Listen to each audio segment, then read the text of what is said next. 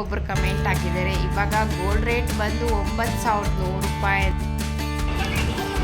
ಇರೋರಿಗೆ ಇದು ಜುಜ್ಬಿ ಅಂತೇಳಿ ಒಂದು ಮದುವೆಗೆ 1 ಕೋಟಿ 2 ಕೋಟಿ ಖರ್ಚು ಮಕ್ಕಳು ಇರೋದ್ರಿಂದ ನಮ್ಮಪ್ಪ ನಮ್ಮ ಯಾವ ಥರ ಕಷ್ಟ ಬಿದ್ದಿದ್ದು. ಸೊ ಬಡವ್ರ ಮಕ್ಕಳು ಮದುವೆ ಮಾಡಬೇಕಂದ್ರೆ ಎಷ್ಟು ಕಷ್ಟ ಆಗುತ್ತೆ. ಸೊ ಇನ್ನೂ ಒಂದು ತಿಂಗಳ ಮಟ್ಟಿಗೆ 3,500 ರೂಪಾಯಿ ಗೋಲ್ಡ್ ಒಂದು.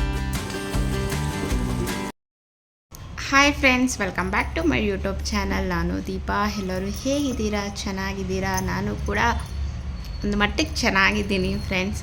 ಸೊ ಇವತ್ತು ಸಂಡೇ ಮಾರ್ನಿಂಗ್ ಎದ್ದು ಕೂತಿದ್ದೀನಿ. ಇನ್ನೂ ಏನು ಕೆಲಸ ಮಾಡಿಲ್ಲ. ಏನೋ ಇವತ್ತು ಸಂಡೇ ಸ್ವಲ್ಪ ಲೇಸಿ ಆಗಿದೆ. ಸೊ ಹಾಗೆ ವಿಡಿಯೋ ಸ್ಟಾರ್ಟ್ ಮಾಡಿದ್ದೀನಿ. ಇವತ್ತಿನ ದಿನ ಏನೇನಾಗುತ್ತೋ ವಿಡಿಯೋ ಶೇರ್ ಮಾಡ್ಕೊತೀನಿ. ವಿಡಿಯೋ ಏನಾದರೂ ಇಷ್ಟ ಆದರೆ ಲೈಕ್ ಮಾಡಿ, ಶೇರ್ ಮಾಡಿ, ಕಮೆಂಟ್ ಮಾಡಿ. ಹಾಗೆ ನಿಮ್ಮ ವಿಡಿಯೋ ಬಗ್ಗೆ ನಿಮ್ಮ ಅನಿಸಿಕೆ ಅಭಿಪ್ರಾಯ ಕಮೆಂಟ್ ಸೆಕ್ಷನಲ್ಲಿ ತಿಳಿಸಿ. ಮತ್ತು ಯಾವ ಥರ ವಿಡಿಯೋ ಬೇಕೋ ಕಮೆಂಟ್ ಸೆಕ್ಷನಲ್ಲಿ ತಿಳಿಸಿ ಫ್ರೆಂಡ್ಸ್. ನನಗಂತೂ ಎಲ್ಲ ವಿಡಿಯೋನೂ ಅಪ್ಲೋಡ್ ಮಾಡಿದ್ದೀನಿ. ಸೊ ಈ ನಡುವೆ ಏನು ವಿಡಿಯೋ ಅಪ್ಲೋಡ್ ಮಾಡಲಿ? ಪ್ರತಿದಿನ ಮಾಡುವ ನಾಷ್ಟ ಮತ್ತು ರೆಸಿಪಿಗಳೆಲ್ಲನೂ ಆಲ್ಮೋಸ್ಟ್ ಎಲ್ಲ ರೆಸಿಪಿನೂ ನಾನು ಶೇರ್ ಮಾಡ್ಕೊಂಡಿದ್ದೀನಿ. ನನ್ನ ಹಳೆಯ ವಿಡಿಯೋದಲ್ಲಿ ತುಂಬಾ ರೆಸಿಪಿಗಳೆಲ್ಲ ಶೇರ್ ಮಾಡ್ಕೊಂಡಿದ್ದೀನಿ. ರಿಪೀಟ್ ಅದೇ ಏನು ತೋರಿಸ್ಲಿ ಅನ್ನೋದಕ್ಕೋಸ್ಕರ ವಿಡಿಯೋ ಮಾಡಲಾ ಬೇಡ ಅನ್ನೋ ಒಂಥರ ಬೇಜಾರಾಗ್ತಾಯಿದೆ. ಅದೇನೇ ಏನು ತೋರಿಸೋಣ ಅಂತ. ಸೊ ಯಾವ ಥರ ವಿಡಿಯೋ ಬೇಕು, ಯಾವ ಥರ ವಿಡಿಯೋ ಮಾಡಬೇಕು ಅನ್ನೋದು ನನಗೆ ಗೊತ್ತಾಗ್ತಾ ಇಲ್ಲ.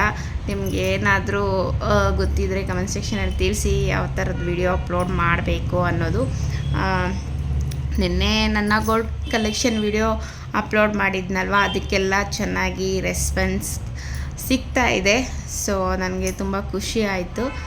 ಅದು ಆ ವಿಡಿಯೋಗೆ ಬಂದು ಒಬ್ಬರು ಕಮೆಂಟ್ ಹಾಕಿದ್ದಾರೆ, ಇವಾಗ ಗೋಲ್ಡ್ ರೇಟ್ ಬಂದು 9,100 ರೂಪಾಯಿ ಅಂತ. ಅಪ್ಪ ಸ್ವಾಮಿ, ನಾನು ಕೇಳಿದ ತಕ್ಷಣ ತುಂಬಾ ಶಾಕ್ ಆಯಿತು. ನಾನೆಲ್ಲ 8,000 ಏನೋ ಅಂದ್ಕೊಂಡಿದ್ದೆ, 9,100 ರೂಪಾಯಿ ಆಗಿದೆ ಅಂತೆ. ಸೊ ತಲೆನೇ ಚಕ್ಕರದಂಗಾಯಿತು. ಇನ್ನು ನಾನು ಗೋಲ್ಡ್ ತೆಗೆಯೋದಂತೂ ಆಗೋದೇ ಇಲ್ಲ ಅನಿಸುತ್ತೆ. ಇನ್ನು ಏನಾದರೂ ನನ್ನ ಮಗಳು ಮದುವೆಗೆ ತೆಗಿತೀನೇನೋ ಅಷ್ಟೇ. ಸೊ ಅಷ್ಟು ರೇಟಲ್ಲಿ 1 ಗ್ರಾಮೇ ಮಿನಿಮಮ್ ಇವಾಗ ಅವರು 9,100 ರೂಪಾಯಿ ಹೇಳ್ತಾ ಇದ್ದಾರೆ. ವೇಸ್ಟೇಜು, GST, ಆಮೇಲೆ ವೇಸ್ಟೇಜು, GST, ಆಮೇಲೆ ಅದು ಇನ್ನೊಂದೇನೋ ಹಾಕ್ತಾರಲ್ಲಪ್ಪ ಕೂಲಿ, ಇದೆಲ್ಲ ಸೇರಿದ್ರೇನೋ ಒಂದು 10,000 ಆಗುತ್ತೇನೋ. ಸೊ 1 ಗ್ರಾಮಿಗೆ 10,000. ಯಪ್ಪ, ಎಲ್ಲಿ ತರೋಣ ನಾವು ದುಡ್ಡು? ಯಾವಾಗ ಈ ಗೋಲ್ಡ್ ರೇಟ್ ಕಮ್ಮಿ ಆಗುತ್ತೋ ನನಗಂತೂ ಗೊತ್ತಿಲ್ಲ. ಇವಾಗ ಯಾರೆಲ್ಲ ಮದುವೆ ಮಾಡ್ತಾಯಿದ್ದಾರೋ ಹೆಣ್ಮಕ್ಳು, ಅಂದರೆ ದುಡ್ಡಿರೋರಿಗೆ ಇದು ಜುಜ್ಬಿ ಅಂತೇಳಿ ಒಂದು ಮದುವೆಗೆ 1 ಕೋಟಿ 2 ಕೋಟಿ ಖರ್ಚು ಮಾಡೋರಿಗೇನು ಗೋಲ್ಡ್ ಎಷ್ಟೇ ರೇಟ್ ಆದ್ರೇನೋ ಅವ್ರಿಗೇನು ಅನಿಸಲ್ಲ. ಮಿಡಲ್ ಕ್ಲಾಸು ತುಂಬ ಬಡವರಿರೋರು ಅವ್ರು ಮದುವೆ ಮಾಡಬೇಕಂದ್ರೆ ತುಂಬಾ ಕಷ್ಟ ಆಗುತ್ತೆ. ಸೊ ನಾವು ಮಿಡಲ್ ಕ್ಲಾಸ್ನಿಂದ ಬಂದಿರೋದ್ರಿಂದ, ನಮ್ಮ ಮನೇಲಿ 3 ಜನ ಹೆಣ್ಮಕ್ಳು ಇರೋದ್ರಿಂದ ನಮ್ಮಪ್ಪ ನಮ್ಮ ಯಾವ ಥರ ಕಷ್ಟ ಬಿದ್ದಿದ್ದಾರೆ. ಆವಾಗೇ ಜಸ್ಟ್ 2,008 ನನ್ನ ಮದುವೆ ಆಗೋ ಟೈಮಲ್ಲಿ ಗೋಲ್ಡ್ ರೇಟ್ ಇದ್ದಿದ್ದು 2,800 ರೂಪಾಯಿ. ಅದೇ ಟೈಮಲ್ಲೇ ನಮ್ಮಪ್ಪ ನಮ್ಮ ನನಗೆ ಗೋಲ್ಡ್ ಇಟ್ಟಿಲ್ಲ, ಹಾಗೆ ಮದುವೆ ಮಾಡಿ ಕಳಿಸಿದ್ರು. ಒಂದು ಲಾಂಗ್ ನೆಕ್ಲಿಸ್ಸು ಮತ್ತು ಒಂದು ಜೊತೆ ವಾಲೆ 8,000 ಏನೋ ಇತ್ತು. ನೆಕ್ಲಿಸ್ ಬಂದು 6,000, ವಾಲೆ ಬಂದು 8 ಗ್ರಾಮು. ಸೊ 8,000 7,000ನಲ್ಲಿ ನನಗೆ ಇಟ್ಟು ಮದುವೆ ಮಾಡಿದ್ದು. ಸೊ ಆ ಕಾಲದಲ್ಲಿ ಅಷ್ಟು ಕಷ್ಟ ಆಯಿತು. ಇವಾಗ ಬಂದು 9,100 ಅಷ್ಟೇ, ಎಲ್ಲ ಸೇರಿ 10,000 ಅಂದರೆ ಇವಾಗಿರೋ ಮಿಡ್ಲ್ ಕ್ಲಾಸು ಬಡವ್ರ ಮಕ್ಳಿಗೆ ಮದುವೆ ಮಾಡಬೇಕಂದ್ರೆ ಎಷ್ಟು ಕಷ್ಟ ಆಗುತ್ತೆ. ಸೊ ಇನ್ನೂ ನನ್ನ ತಂಗಿ, ಲಾಸ್ಟ್ ತಂಗಿಗೆ ನಾವು ಇನ್ನೂ ಒಡವೆನೇ ಕೊಡಿಸಿಲ್ಲ. ಆ ಹುಡುಗಿಗೆ ಮದುವೆಗೆ 6 ವರ್ಷ ಆಗ್ತಾ ಬರ್ತಾಯಿದೆ. ಆ ಹುಡುಗಿಗೂ ಅಷ್ಟೇ ಮೊನ್ನೆ ನಾನು ಲಾಂಗ್ ನೆಕ್ಲಿಸ್ ತೊಗೊಂಡಲ್ವ, ಆ ಟೈಮಲ್ಲೇ ಆ ಹುಡುಗಿಗೆ ನಾವು ಒಂದು ನೆಕ್ಲಿಸು, ಒಂದು ಜೊತೆ ವಾಲೆ ಇಸ್ಕೊಟ್ಟಿದ್ದು. ಆ ಹುಡುಗಿಗೆ ಮದುವೆ ಟೈಮಲ್ಲಿ ಒಂದೂ ಇಟ್ಟಿಲ್ಲ, ಹಾಗೆ ಮದುವೆ ಮಾಡಿ ಕಳಿಸಿದ್ದು. ಸೊ ಅವ್ರದ್ದು ಲವ್ ಮ್ಯಾರೇಜ್ ಆಗಿರೋದ್ರಿಂದ ಹಾಗೆ ಅವರು ಮದುವೆ ಮಾಡ್ಕೊಂಡು ಹೋದ್ರು. ಆಮೇಲೆ ನಾವು ಇಡ್ತೀರಿ ಅಂತ.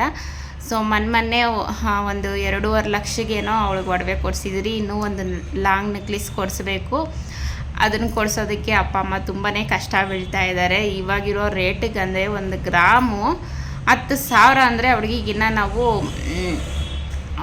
ಏನೋ 70 ಗ್ರಾಮ ಏನೋ ಕೊಡಿಸ್ಬೇಕು. 70 ಗ್ರಾಮಕ್ಕೆ ಅಂದರೆ ಎಷ್ಟಾಗುತ್ತೆ ನೆನೆಸ್ಕೊಂಡ್ರೇ ಭಯ ಆಗುತ್ತೆ. ಸೊ ಈ ಥರ ಇರುವ ಈ ಮಿಡಲ್ ಕ್ಲಾಸ್ ಪ್ರಾಬ್ಲಮ್ಸಲ್ಲಿ ಇಷ್ಟು ಗೋಲ್ಡ್ ರೇಟ್ ಆದರೆ ತುಂಬಾ ಕಷ್ಟ ತಗೊಳೋದು. ಸೊ ನನಗೆ ಗೊತ್ತಿರಲಿಲ್ಲ ಇವಾಗ ಎಷ್ಟಿದೆ ರೇಟು ಏನು ಅಂತ. ಒಬ್ಬರು ಕಮೆಂಟ್ ಮಾಡಿದ್ಮೇಲೆ ನಿಜ ನನಗಂತೂ ಶಾಕೇ ಆಯಿತು. ಸೊ ಏನು ಮಾಡೋಕ್ಕಾಗಲ್ಲ, ಬೇಗ ಕಮ್ಮಿ ಆಗಲಿ ಅಂತ ದೇವ್ರ ಹತ್ರ ಕೇಳ್ಕೊತಾ ಇದ್ದೀನಿ. ಒಂದು ತಿಂಗಳ ಮಟ್ಟಕ್ಕೆ ಚಿನ್ನ ಒಂದು 4,000 ಆದ್ರೂ ಪರವಾಗಿಲ್ಲ, ಹಂಗೆ ಹಿಂಗೋ ತೊಗೊಬೋದು. ಒಂದು 4,000 ಇಲ್ಲಾಂದರೆ 3,500 ಆಗಲಿ, ಒಂದು ತಿಂಗಳ ಮಟ್ಟಿಗೆ 3,500 ರೂಪಾಯಿ ಗೋಲ್ಡ್ 1 ಗ್ರಾಮ್ ಇದೆ ತಗೊಳ್ಳಿ ಅಂತ ಹೇಳ್ಬಿಟ್ರೆ ಬೇಗ ಬೇಗ ಬೇಗ ಸಾಲನೋ ಗಿಲನೋ ಮಾಡಿ ಮದುವೆ ಮಾಡೋ ಮಕ್ಕಳಿಗೆಲ್ಲ ತೆಗೆದಿಟ್ಕೊಂಬಿಟ್ಟು ಒಂದು ತಿಂಗಳಾದಮೇಲೆ ತಿರ್ಗಾ ಜಾಸ್ತಿ ಆದರೆ ಚೆನ್ನಾಗಿರುತ್ತೆ. ನನಗೆ ಈ ಥರ ಅನಿಸುತ್ತೆ. ಹೇಗಿದ್ರೇನು ಗೋಲ್ಡ್ ರೇಟ್ ಕಮ್ಮಿ ಅಂತೂ ಆಗಲ್ಲ. ಈ ಥರ ಒಂದು ಸ್ಕೀಮ್ ಕೊಟ್ಟರೆ ತುಂಬ ಚೆನ್ನಾಗಿರುತ್ತೆ ಮಿಡ್ಲ್ ಕ್ಲಾಸ್ ಜನಕ್ಕೆ, ಬಡವ್ರಿಗೆ.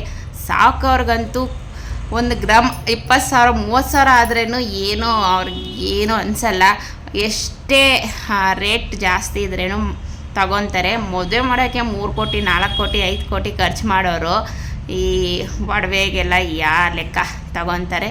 ಸೊ ನಮ್ಮಂಥವ್ರಿಗೆ ತುಂಬ ಕಷ್ಟ ಆಗುತ್ತೆ. ನಮಗೋಸ್ಕರ ಒಂದು ತಿಂಗಳ ಮಟ್ಟಿಗೆ ಒಂದು 3,500 4,000 ಆದರೆ ಸೂಪರಾಗಿರುತ್ತೆ ಅಲ್ವಾ? ನಿಮಗೆಲ್ಲ ಏನು ಅನಿಸ್ತು ನಾನು ಹೇಳಿದ್ದು? ಕರೆಕ್ಟಾಗಿದೆಯಾ ಕಮೆಂಟ್ ಸೆಕ್ಷನಲ್ಲಿ ತಿಳಿಸಿ. ಸರಿ ಬನ್ನಿ, ಇವಾಗ ನಾನು ವೆಯ್ಟ್ ಲಾಸ್ ಡ್ರಿಂಕ್ ಕುಡಿತೀನಿ. ಅದನ್ನು ಮಾಡಿಕೊಂಡು ಇವತ್ತು ಬ್ರೇಕ್ಫಾಸ್ಟ್ ಏನು ಮಾಡ್ತೀನಿ, ಏನೇನು ರೆಸಿಪಿ ಮಾಡ್ತೀನಿ ಎಲ್ಲ ಶೇರ್ ಮಾಡ್ಕೊತೀನಿ. ಸೊ ದಿನ ಹೇಗೋಗುತ್ತೋ ಗೊತ್ತಿಲ್ಲ, ಒಂಥರ ಲೇಝಿ ಮೂಡಲ್ಲೇ ಇದೆ. ಈ ಲೇಝಿ ಮೂಡಲ್ಲಿ ಇವತ್ತಿನ ದಿನ ಹೇಗೆ ಕಳೀತೀನೋ ನೋಡೋಣ. ಯಜಮಾನ್ರು ಡ್ಯೂಟಿಗೆ ಹೋಗ್ತಾರೆ, ಮಧ್ಯಾಹ್ನ ಗಂಟ ಏನೋ ಡ್ಯೂಟಿ ಐತೆ ಅಂತ ಇದ್ದಾರೆ. ಸೊ ಅವರಿಗೆ ಏನಾದರೂ ಮಾಡಿಕೊಡೋಣ, ಓಕೆನಾ? ಬನ್ನಿ. ಇವತ್ತು ನನ್ನ ವೇಟ್ ಲಾಸ್ ಡ್ರಿಂಕಿಗೆ ಏನೇನ್ ಪೌಡ್ರ್ ತಗೊಂಡಿದ್ದೀನಿ ಅಂದ್ರೆ ನುಗ್ಗೆ ಸೊಪ್ಪಿನ ಪೌಡ್ರು, ಮತ್ತೆ ಕರ್ಬೇವಿನ ಸೊಪ್ಪಿನ ಪೌಡ್ರು, ಆಮೇಲೆ ರೋಸ್ ಪೆಟಲ್ ಪೌಡ್ರು, ಮತ್ತೆ ಜೀರಿಗೆ, ಇವ್ 4 ಹಾಕಿ ಚೆನ್ನಾಗಿ ಕುದಿಸಿ ತಗೊಂತಾ ಇದ್ದೀನಿ. ನನ್ನ ಹಳೆ ವಿಡಿಯೋದಲ್ಲಿ ಯಾವ ತರ ಇದನ್ನೆಲ್ಲ ಪೌಡ್ರ್ ಮಾಡಿ ಇಟ್ಕೊಂಡಿದ್ದೀನಿ ಅನ್ನೋದನ್ನೆಲ್ಲ ನಿಮ್ ಜೊತೆ ಶೇರ್ ಮಾಡ್ಕೊಂಡಿದ್ದೀನಿ. ಸೊ ಹಾಗೆ ನಿಮ್ಗೂ ಗೊತ್ತು, ನಾನು ಟೀ ಕಾಫಿ ಕುಡಿಯಲ್ಲ, ಹಂಗಾಗಿ ಬೆಳಗ್ಗೆ ಯಾವ್ದನ ಒಂದು ವೇಟ್ ಲಾಸ್ ಡ್ರಿಂಕ್ ನ ಕುಡಿತೀನಿ. ಸೊ ಇದನ್ನ ಕುಡ್ಬಿಟ್ಟು ಬಂದು ಇವತ್ತು ಬ್ರೇಕ್ಫಾಸ್ಟ್ ಬಂದು ಸಿಂಪಲ್ ಆಗಿ ಟೊಮೊಟೊ ಅಂತ ಇದೀನಿ ನೋಡಿ ಫ್ರೆಂಡ್ಸ್.